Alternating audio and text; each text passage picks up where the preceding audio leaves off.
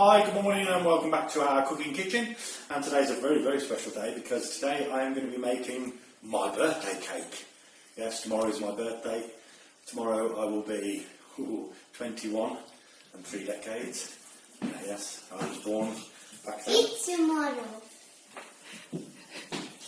Helper's gone crazy. She's not helping today, she's watching cartoons. So, we're making my birthday cake for my birthday. And we're going to need 600 grams of apples, 200 grams of flour, 200 grams of sugar, a tablespoon of Greek yogurt, 15 grams of baking powder, 4 eggs and a couple of pinches of salt. And this is what we do first to start off. So the first thing we're going to do is we're going to crack the 4 eggs into a bowl, and we are going to whisk those very lightly, and then we're going to add the sugar.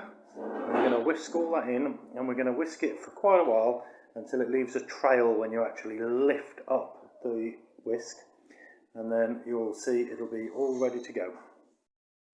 So we're going to keep mixing the eggs and the sugar mix until we get a nice sort of pasty consistency, and then once we've actually got that, we are going to get the salt and the baking powder and mix it into the flour.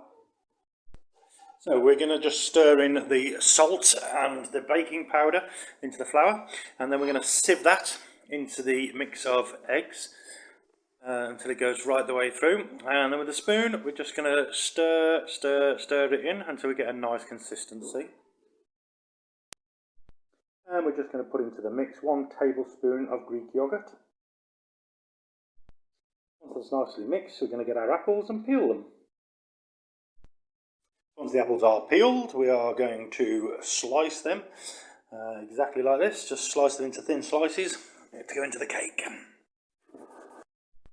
We're going to lightly butter a cake tin ready for the mixture.